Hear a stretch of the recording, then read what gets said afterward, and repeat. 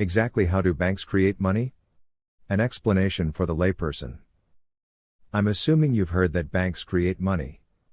Money creation demystified. But perhaps you find that hard to believe because, how is that possible? In this video, I will show you exactly how it is done. Sources and applicability. I've been inspired by research, and what I have to say is true in all modern economies. What we all know about banks. We all know that a bank intermediates money between savers and borrowers.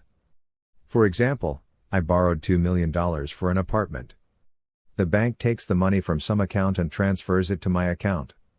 I have to repay the loan with interest, which is compensation for the loss of liquid funds suffered by the lender. That's what everyone knows, right? But what does a bank really do?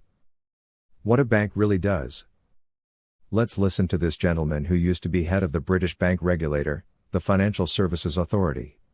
In this book, he writes, read almost any economics or finance textbook, and it will describe how banks take money from savers and lend it to business borrowers. But as a description of what banks do in modern economies, this is dangerously fictitious, because banks do not intermediate already existing money but create credit money and purchasing power which did not previously exist. Banks create money, say DB and BOE and the Federal Reserve. The Deutsche Bundesbank, the German central bank, says on their website. But how is this book money created? Book money is the German term, Buchgeld, for bank money. Banks create new book money when they grant loans. For example, Mr. Muller needs a loan to buy a car. He negotiates this with the bank's loan officer. The bank grants a loan to Mr. Muller, the loan amount is credited to his account, and his credit balance increases. The bank has created new book money. It did this without needing to raise any savings deposits first. Here's what the Bank of England says, in an article called Money Creation in the Modern Economy by 3 economists at the bank. This article explains how the majority of money in the modern economy is created by commercial banks making loans. 2 kinds of money. There are 2 kinds of money. One is cash, created by the central bank, but it only makes up a small part of the money supply in a country. The other kind is what you see when you open your internet bank or use your credit card. It's called money on account, or deposits in bank accounts. If you add the money in everybody's bank accounts in a given country, you get the rest of the money supply in that country. 100 years ago, the money supply in most countries was counted in billions. Now, it's in the trillions. When a country's money supply is expanded, that's called money creation. To create money is to expand the money supply. Where did that 1,000-fold increase over the past century come from? It was created through bank lending. Payments today. Let's illustrate with an example. Say I have $20,000 in my bank account, and my daughter has $3,000 in her account in the same bank. Together, this would make the national money supply $23,000. If I transfer $5,000 to her, the sum remains unchanged. Denmark's money supply is still $23,000.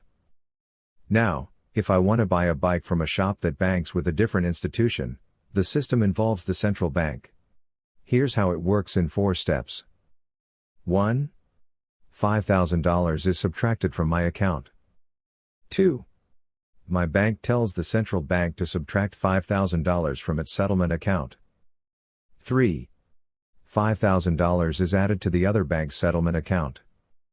4. Finally, $5,000 is added to the bike shop owner's account. The total money supply remains unchanged. Loans create money.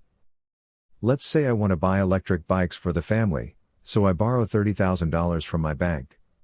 The bank approves my loan, and my account shows $50,000. The bank created this money without needing deposits to match it, thus expanding the money supply. The money supply now stands at $56,000 in our example country. The bank has created money, $30,000 that didn't exist before. When I repay the loan, this amount is retired from the economy, effectively shrinking the money supply. The 2-tiered money system. The banking system operates on 2 layers. 1. The top layer involves banks and the central bank, not consumers. 2. The bottom layer involves consumers and their banks. This is how payments shuffle money without increasing the money supply, while loans do create new money. Limits to money creation.